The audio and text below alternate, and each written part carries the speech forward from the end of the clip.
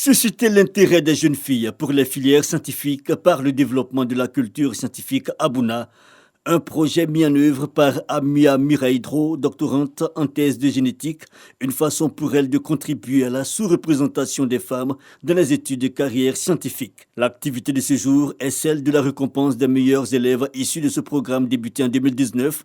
Il a consisté à identifier les causes du faible attrait des jeunes filles pour les filières scientifiques, puis sélectionner une quarantaine d'élèves des classes de 3e et terminale à fort potentiel, puis ensuite passer à une phase consistant à l'organisation de concours, de journées carrières et scientifiques entre autres. Un projet qui a apporté donc satisfaction et salué par la communauté éducative, parents et encadreurs. De ce projet, nous avons permis d'obtenir de brillants résultats.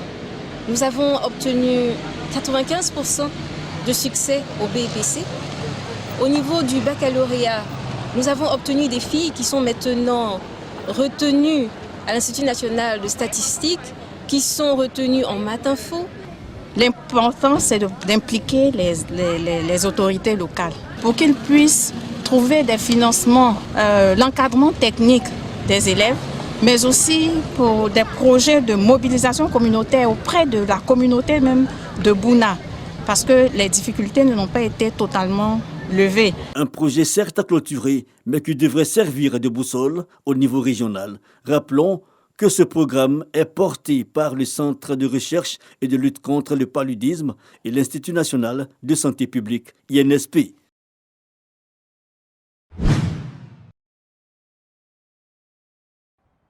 Lycée Mami Adjoa de Yamoussoukro, 400 agents du personnel administratif de la direction régionale de l'éducation nationale de Yamoussoukro formés au leadership et aux missions assignées. Les bénéficiaires de ce renforcement de capacité sont les adjoints aux chefs des établissements, les inspecteurs d'orientation et les travailleurs sociaux. Il s'agit pour la draine de Yamoussoukro d'inviter le personnel de l'administration scolaire à s'approprier les règles de fonctionnement des services pour une draine compétitive. Le leadership doit s'appuyer sur la vision, sur la mission, sur les valeurs et sur les finalités de l'école ivoirienne. Et pour cela, ils doivent développer de nouvelles compétences, puisque chacun à son niveau est un manager, est un leader. Mais c'est bien pour nous-mêmes, parce que ça va consolider, n'est-ce pas, notre place. Nous voulons aller de l'avant. Mais en tant que formateur, il faut qu'on forme nos collaborateurs. Au baccalauréat session 2020, la draine de Yamoussoukro s'est classée première avec 48,4% de taux de réussite comparativement au taux national qui est de 40,8%. Une performance que la dite draine compte préserver et aller au-delà par la formation de son personnel administratif à travers plusieurs sessions. L'exciseuse, elle coupe ça, mais il y a tout ça dedans. Donc le chirurgien, ce qu'il va faire, c'est qu'il va couper la cicatrice, va l'ouvrir, il récupère le clitoris, il le remet à sa place. Marie-Claire Moraldo partage sa propre expérience face à l'excision. En tournée de sensibilisation dans les établissements scolaires de Korogo, pour cette Ivoiro-française, présidente de l'ONG Les Orchidées Rouges, la meilleure arme pour éradiquer l'excision, c'est d'en parler sans relâche. Ici, au collège Galiléo, au quartier Petit Paris du Korogo, les filles ont eu droit à un cours magistral sur l'excision et ses conséquences néfastes. Le taux de prévalence de ce fléau chez les femmes âgées de 15 à 49 ans est de 38% en Côte d'Ivoire, selon l'UNICEF. Après cette conférence, nous avons compris que l'excision n'est pas une bonne chose pour la femme, car il y a des conséquences. Elle peut être stérile.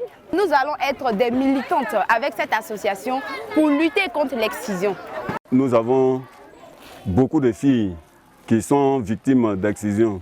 Et donc, je pense qu'en venant les sensibiliser, elles pourraient constituer un relais auprès des parents. En plus de cela, le message qu'elles leur véhiculent, le message relatif à l'autonomisation des femmes, au travail, à la femme de se prendre en charge, nous pensons que c'est un message qui peut galvaniser nos jeunes filles à travailler d'arrache-pied. L'ONG Les Orchidées Rouges, basée à Bordeaux en France et en Côte d'Ivoire, œuvre aussi pour l'éradication des mariages forcés et de toute autre forme de violence faite aux femmes et aux jeunes filles. Elle les accompagne également dans leur reconstitution globale. plus les jeunes seront sensibilisés à ces questions, plus ils vont éviter de les répéter. Et c'est valable pour les filles comme pour les garçons, parce que si on veut que le monde change, il faut aussi travailler sur l'ouverture d'esprit, sur l'apport de l'information et des renseignements à destination de la jeunesse, parce que la jeunesse va bâtir le monde de demain. Pour son combat contre l'excision, Marie-Claire Moraldo a reçu le prix Global Women Awards en 2018 à Washington dans la catégorie survivante activiste. Ce comité piloté par le préfet de région est une plateforme multisectorielle nationale et se décline en plusieurs axes, notamment la promotion de bonnes pratiques nutritionnelles et des mesures préventives, le renforcement de la sécurité alimentaire et à la création d'un environnement favorable à la nutrition et au développement de la petite enfance. La malnutrition est un problème d'abord rural. Elle est plus rural que urbain. C'est pour ça que nous demandons l'implication des préfets de corps préfectoral, l'implication des chefs religieux coutumiers, l'implication des chefs communautaires, des leaders de jeunes, d'opinion, de femmes. Avec l'engagement du gouvernement, nous pensons que dans quelques petites années, nous allons bouter la malnutrition hors de notre pays, la Côte d'Ivoire. La situation nutritionnelle au niveau national demeure précaire. 66,4% des femmes de 15 à 49 ans souffrent d'anémie et plus de 25% d'enfants de moins de 5 ans également. Ajoutez à cela les problèmes de surpoids, d'obésité, de malnutrition chronique avec 800 000 enfants impactés. Guide en mai, les préfets de région et les préfets départementaux se disent prêts à aller au combat contre la malnutrition. Le comité régional et tous ses membres, nous sommes là dans la position de soldats pour lutter contre la malnutrition. C'est ce que nous entendons faire, des instructions contenues dans le guide que nous avons reçu. Créé le 26 juin 2019, le Conseil national pour la nutrition, l'alimentation et le développement de la petite enfance est une entité rattachée à la primature. Il entend impacter les 31 régions afin de faire de la malnutrition en Côte d'Ivoire un vieux souvenir. Agence nationale de développement rural, ANADER, Émile y a passé 33 ans de sa vie, dont 25 en qualité de chef du service formation. Plusieurs années de loyaux services, non sans difficulté. C'est passionnant, tu écoutes les problèmes des gens, tu essaies de les arranger, tu fais leur promotion et puis ils sont contents. Mais des fois aussi, ils ne sont pas du tout contents parce que tu as pris une sanction contre eux. Avec 12 autres agents, tous de la direction régionale centre, Émile vit la retraite depuis janvier 2021. Une somme d'expérience professionnelle en moins pour l'agence. C'est vrai que quand des agents vont, il y a des recrutements pour les remplacer, mais ils vont avec une expérience acquise que ceux qui viennent d'entrer n'ont pas forcément. Donc c'est véritablement, c'est un regret, ça, on ne peut pas contester cela. Cette distinction, la reconnaissance de l'ANADER à ses 13 désormais ex-travailleurs en raison des décennies de loyaux services.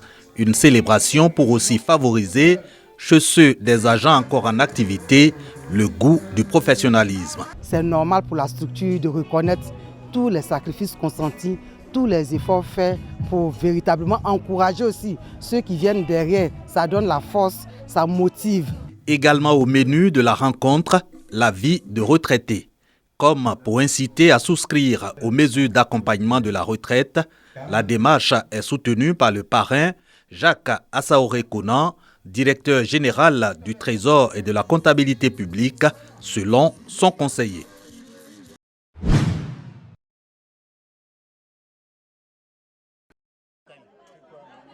Le chef du canton Koyaga de Mankono à bord de son véhicule de commandement.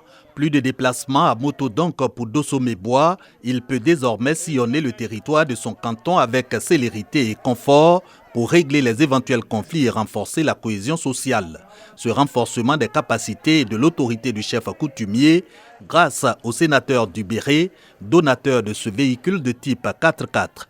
Mamadou Bamba soulage aussi les 300 membres de la coopérative Douaou de Mankono avec 3 millions de francs CFA un appui financier en réponse à la doléance des bénéficiaires pour les aider à développer des activités génératrices de revenus. Objectif, autonomisation de la femme de Mankono, et pour vaincre ce combat, le sénateur entend multiplier les efforts. Cette action pour renforcer les capacités et l'autorité du chef du canton Koyaga et pour l'autonomisation de la femme de Mankono fait suite à un récent don du sénateur aux organisations féminines et à la chefferie traditionnelle de Kongasso, toujours dans la région du Béré.